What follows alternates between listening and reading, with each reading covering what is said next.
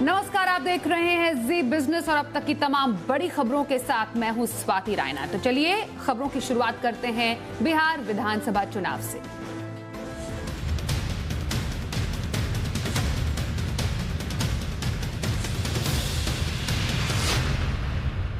बिहार के चुनावी दंगल में कल दूसरे चरण की वोटिंग होनी है और कल काफी बड़े बड़े हैवी वेट मुकाबले हैं जिस पर कल जो बिहार की जनता है वो वोट डालेगी। यहां पर 17 जिलों की 94 सीटों पर वोटर उम्मीदवारों की किस्मत पर फैसला लेंगे। दूसरे चरण के दिग्गजों की अगर बात करें तो इसमें लालू प्रसाद यादव के दोनों बेटे तेजस्वी यादव और तेज प्रताप यादव चुनावी मैदान में हैं। वहीं नीतीश सरकार के 4 मंत्रियों की किस्मत भी दांव पर है। वहीं जेडीयू की तरफ से चुनावी मैदान में लालू यादव के समधी चंद्रिका राय भी मैदान में अपनी किस्मत आजमा रहे हैं।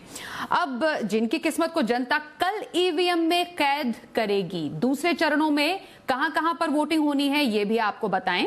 पटना, साथ ही पश्चिम पूर्वी चंपारण, शिवहर, सीतामढ़ी, मधुबनी, दरभंगा, मुजफ्फरपुर, गोपालगंज, सीवान में कल वोटिंग है, सारण, वैशाली, समस्तीपुर, बेगूसराय, खगड़िया और नालंदा, ये तमाम ऐसे 17 जिले हैं जहां की 94 सीटों पर वोटर उम्मीदवारों की किस्मत पर कल लेंगे फैसला।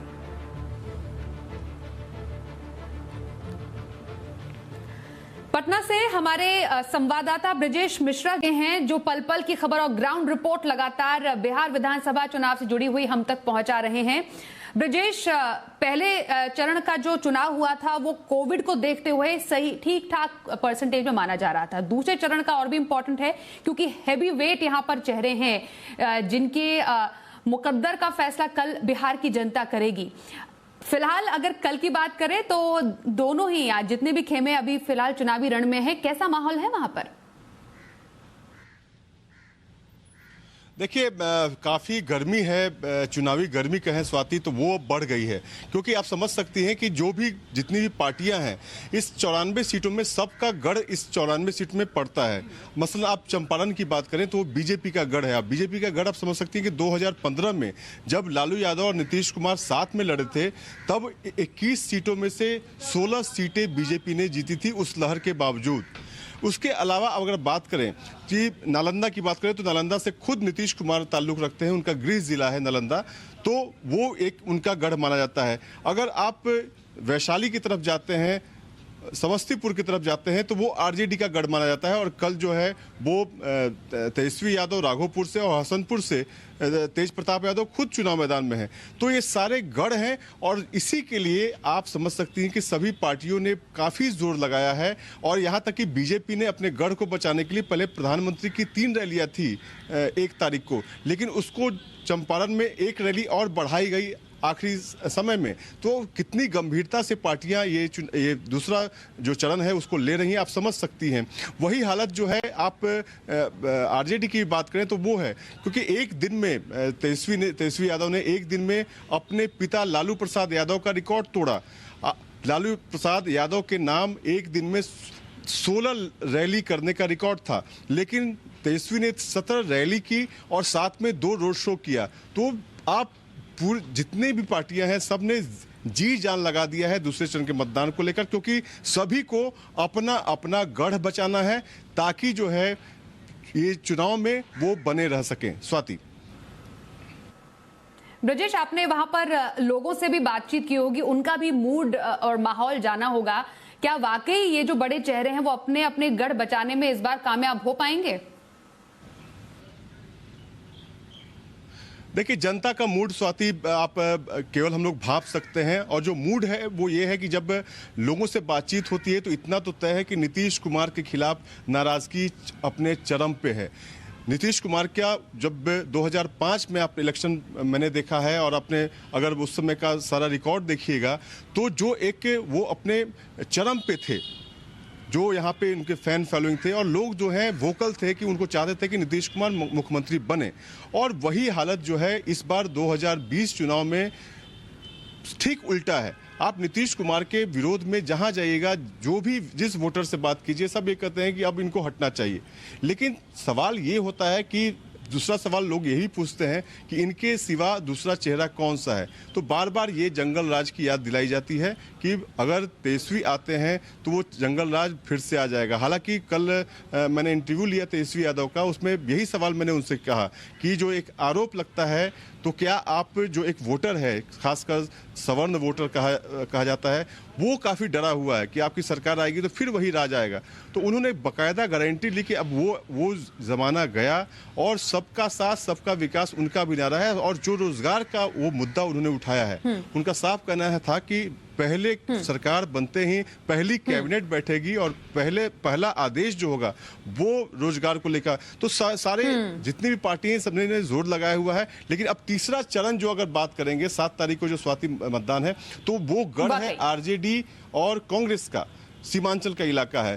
तो जो एनडीए की पूरी कोशिश है कि कल अपने वोटरों को ज्यादा से ज्यादा निकालें ताकि जो सेकंड फेज का चुनाव हो उनके हक में जाए। काफी दिलचस्प वाकई ब्रजेश, कल का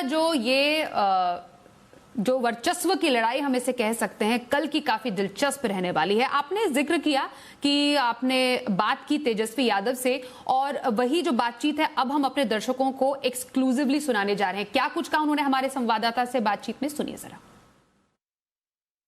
बिहार में चुनावी पारा गर्म है और हमारे साथ हैं तेजस्वी यादव। तेजस्वी जी न्यूज़ से बातचीत करने के लिए सबसे पहले धन्यवाद। सबसे पहला सवाल ये उठता है क्योंकि आपने एक रोजगार का मुद्दा उठाया है। जो विपक्षी पार्टियां हैं वो ये आरोप लगा रही हैं कि तेजस्वी यादव खुद अपना बेरोजगारी खत्म करना चाह रहे हैं और लोगों को झुंझुना पकड़ा रहे हैं 10 लाख का। ऐसा असंभव है। देखिए, हम नेता प्रतिपक्ष तो है ही, इनके पास कुछ मुद्दा है नहीं कहने को, इनके पास कुछ उपलब्धि नहीं है 15 साल में इन्होंने क्या किया। और हम जो कह रहे हैं वो सरकारी नौकरियां हैं। नौकरी रोज़गार में अंतर होता है।